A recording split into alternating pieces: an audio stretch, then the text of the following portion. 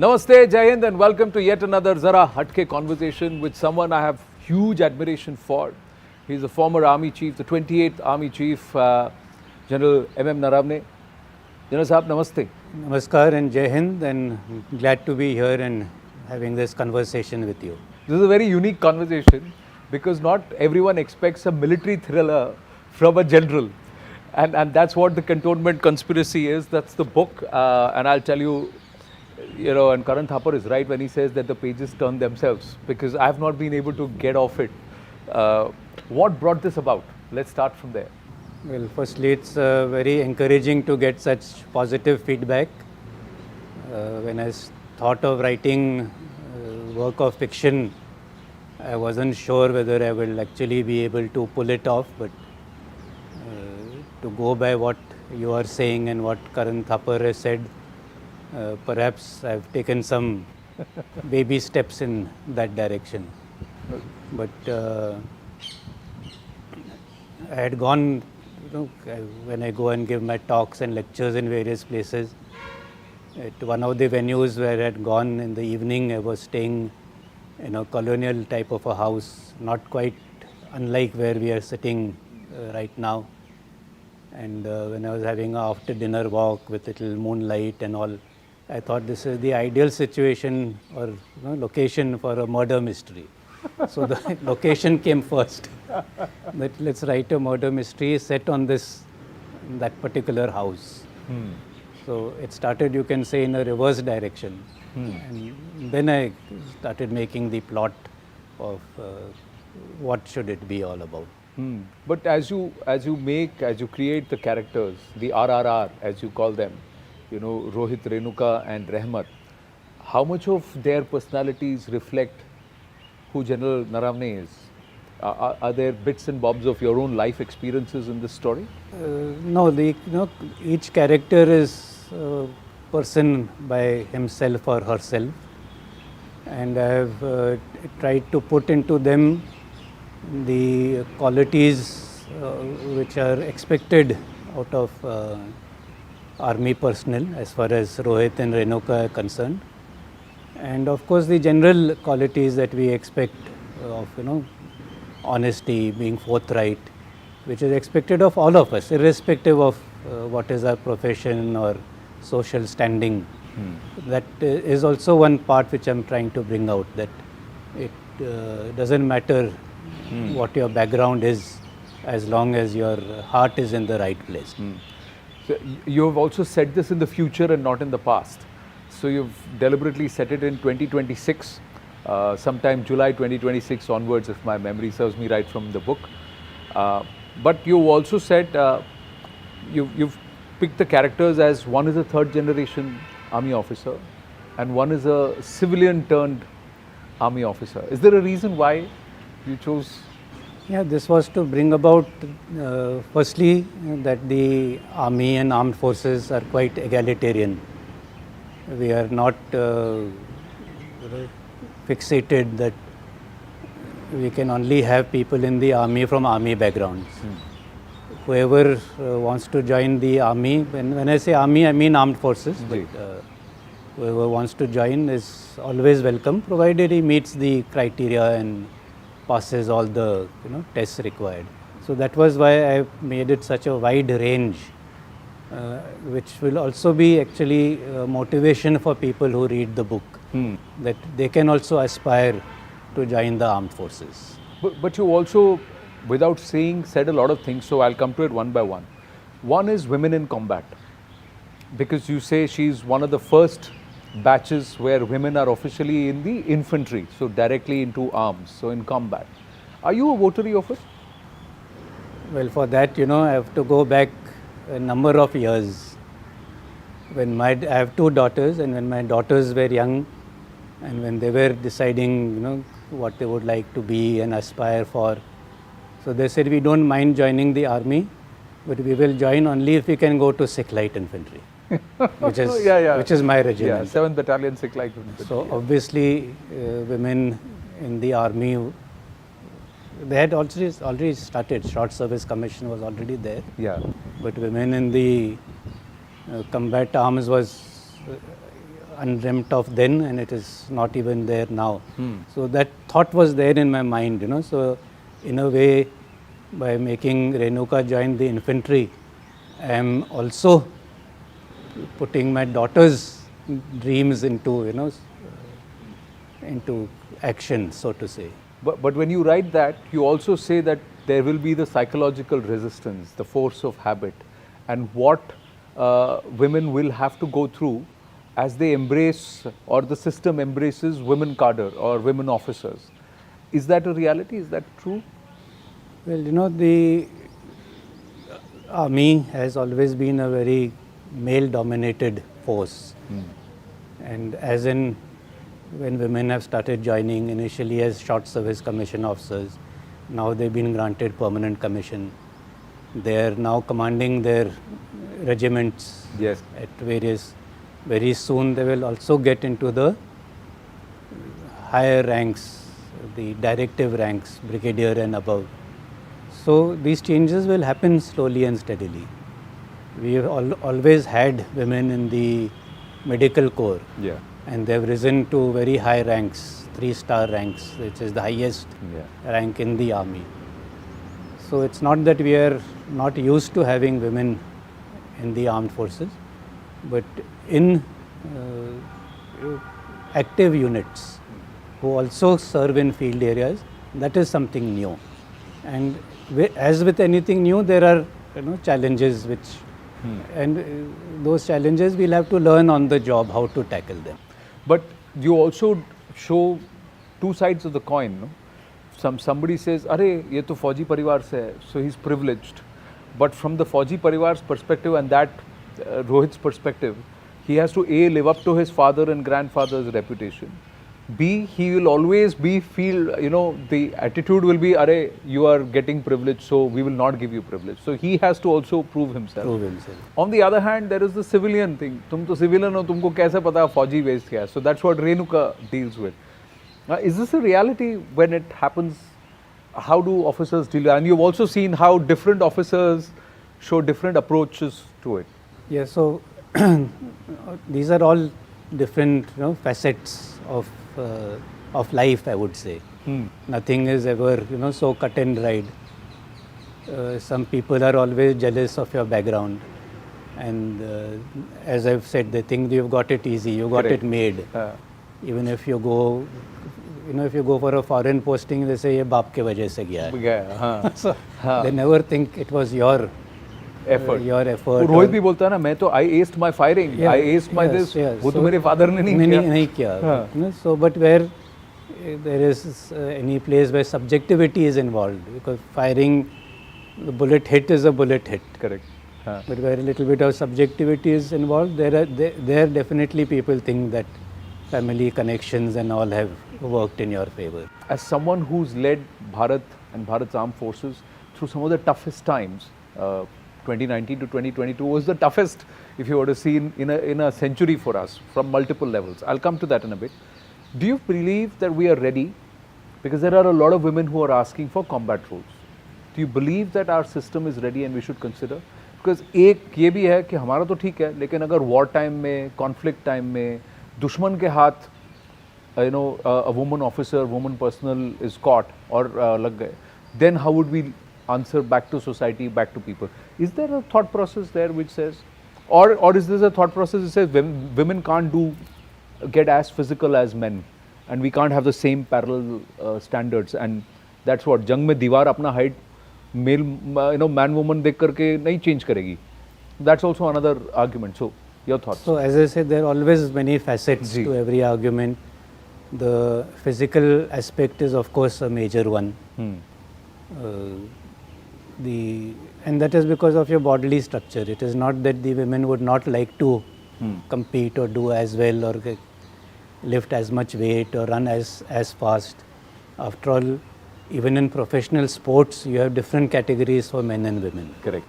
It's not that they compete together. Because it's just not physically possible, whether it is tennis or athletics. So obviously those changes will always, or those differences will always be there. But given all that, once we look at each arm and service and the role that you are expected to play in peacetime and wartime. There are a lot of fields where it is possible, where the gender doesn't really make so much difference. And as far as wartime activities are concerned, when a breakthrough happens, or when an enemy, after all, when an enemy attacks, he is also going to be successful at times. Correct. And it is not that PWs only happen at the front line. Yeah. It happens throughout the combat zone, and you could be anywhere in the combat. The other part, is the army, there are many who believe that the army is not open to reform. It's resistant to reform. But the way you have incorporated the Agniveers into the story narrative points otherwise. So, your thoughts there. And you are bracketed as someone who had certain reservations about Agniveer as it was being formulated, and you were in service at that time. So, your thoughts. So, firstly, the armed forces are not averse to reform, but the older an organization and the more hierarchical it is, the more difficult it is to implement that reform. And I say this not only from the perspective of Agniveers, but even when I wanted to make some changes, very inconsequential and minor changes, I have hit a wall within my own organization. So it is not that. For example, one of the things which I was very against is giving bouquets at the airport and things like that. So I put a total stop to it. हाँ, पर चाय समोसा मत रोकना आप. नहीं. So, but even that, it took a long time for people to realize that you actually mean it, and that you're not just saying it for the sake of showing that you are a no frills man or something like that. But in spite of that, people used to turn up at the airport with bouquets. Bouquets, हाँ. Now you're saying it, but you expect it. But you expect, हाँ. तो कहने की बात कुछ और so that kind of, so reform is something which you have to not only believe in yourself, but the organization also should think that yes, this is a step in the right direction. And when both these interests meet, then the reform is more likely to be accepted.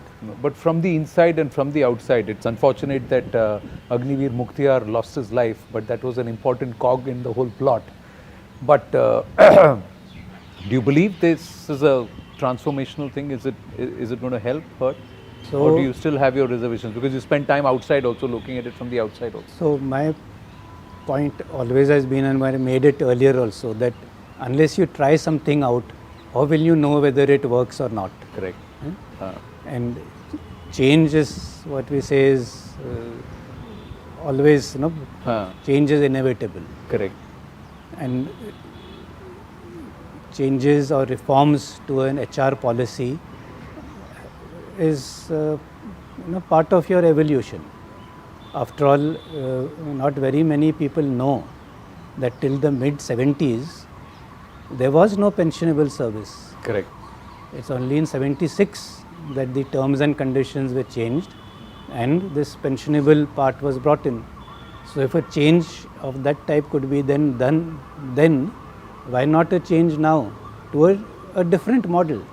इसमें एक argument है sir, नाम नमक निशान की बात करते हैं ना, ये निशान को लेकर के they say that regimental loyalty, that will get eroded. There are many who believe this. Do you think that's going to happen with the Agniveers? कि regimental loyalty नहीं रहेगी? Well, we've had short service commissioned officers. They also leave after 5 years. But 20 years later, they still come for our reunions. They have not lost touch with their battalions or regiments. Neither has the regiment lost touch with them. So it is how much effort you put into a relationship. Correct. And relationships are two-way. So I'm sure that if everyone puts an effort into it, that aspect of Naam Namak Nishan should not really go Should not away or will get diluted. It's what you do. Because one of the arguments was this 75, 25, 25% fair. How much to retain, how much to hire. And if you look at the absolute numbers, we have only about 27 to 30% of our defense budget actually available for capex, because we've got operational expenses, pension expenses, etc. So somewhere somebody is trying to find a midway and say, how do I increase my bandwidth to be able to buy more for the military equipment? Is there a solution in sight for you? Or do you believe that in the future, as you've written it, things will sort themselves out? I think things will sort themselves out. In fact, recently only the army chief made certain statements, I think, in the Raisina dialogue, that some changes are under review. So as I said, policies are not written in stone, and you can never get everything 100% right at the beginning. So if tweaks are required, those will happen. But tweaks based on empirical evidence and not based on emotion. So that is how we have to look at it. Between 2019 to 2022, Bharat saw COVID, Bharat saw Galwan, and Bharat saw perhaps the biggest troop movement and pushback with the enemy on the eastern border, with the Chinese. So when you look back at that, are we better prepared for a similar scenario in the future? Second, at that time, how did you manage the mobilization and mental makeup? Was there a shift in the thought process of our own military? And will you say that the ghosts of 1962 are now buried? See, COVID came as a surprise to the whole world, not just to India. But I think within the armed forces, because we stay in cantonments, we were able to manage our own setup and our health much better. But having said that, I will also say that we tested all our personnel numerous times, because we could not afford that even one infected person should reach the front line. Or the pickets at inaccessible places, where because of him the whole post could get affected. So we did multiple rounds of testing before anybody was really allowed to get forward deployed. And I think because of that we were able to maintain a very high standard of But that must have been a tough thing, no, when you're making such an operational movement towards Ladakh, moving so many regiments, so many troop movements happening. That's why, because we took certain proactive measures, we were able to, in spite of it being at the height of the first wave, we were able to deploy so many people. And perhaps that is what the adversary may not have counted on, anticipated that in spite of COVID and all those restrictions in place, we could induct so many troops into Ladakh.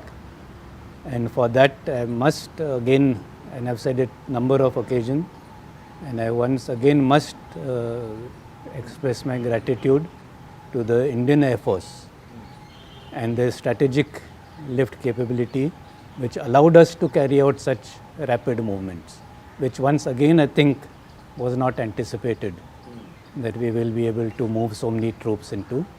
Was that one of the first examples to say a unified command kind of a format can work for us? Because there are again 2-3 thoughts there. No, we've always been having unified structure. In 71 war also we had it. So it's not that we don't coordinate with each other, but having a unified command will make things even easier. So if we gave in a demand for aircraft, they were always available the next morning. It is not that it was a long convoluted process and we said we want it tomorrow and it came 1 week later. It was not that. So everyone rises to the occasion. So there was no cause for complaint as such. But it can be even easier if all the elements, all the combat elements, all the support elements are under one commander. The timings and the coordination will be that much simpler. It's a way of becoming more and more efficient. Many believe कि हमारा सबसे ज़्यादा vulnerability as a country is our waters, and we don't focus much on our naval strength. And unless there is a unified command structure where the Navy, Air Force, and the armed forces, like with the US and some of the other nations, happens, we will not be able to orient ourselves for the next war, which would be either on data or in the waters. That's what many are saying. Your thoughts? Final two questions. So yeah. No, the naval aspects are not totally ignored. We are very much conscious of India's very important geostrategic location astride the sea lanes of communication through the Indian Ocean, and what all we need to do to overcome those vulnerabilities. And in fact, the Navy has grown many-fold in the last decade or so. In fact, about 7-8 years ago, the entire Indian Navy strength was equal to the Indian Army officer strength. That was the gap. That was the sort of relative strengths. But now the Navy is almost double what they were earlier. So definitely the Navy is getting the importance that it requires. But again, it is a capital intensive change. Every warship, every submarine, an aircraft carrier is not just the carrier itself, but the aircraft that go onto it. Yeah. So that kind of capital investment is obviously, I won't say lacking, but it will happen at its own speed. Yeah. Given you need to that have the money to be able to we spend have to that have also. to have money. We are a developing country after all. Yeah. So it's not that we can spend. It's not a bottomless well that the finance minister can just take money out of. We are always looking ahead, learning from the wars which are going on, especially the Russia-Ukraine war, what is happening in Gaza, how difficult it is fighting in built-up areas, FIBUA as we call it. Correct. So we are learning all the time from whatever is happening all over the world. And not only these operational aspects, we are also looking at the technological changes. And do you think there will be more people who will be interested in the armed forces and joining the armed forces after this book? It should be a motivating factor that when I've tried to show various facets of army life, whether in training, whether operations, the social aspects also. It's not that we are all the time only deployed on the borders and having a tough life. We also have our own. You have your peacetime responsibilities also. Peacetime, so it's all encompassed. I think it should motivate more people to join the army. General Naravane, lovely speaking with you, sir. Thank you so much for your time. Thank you. Pleasure. Thank you, sir. Jai Hind. Jai Hind.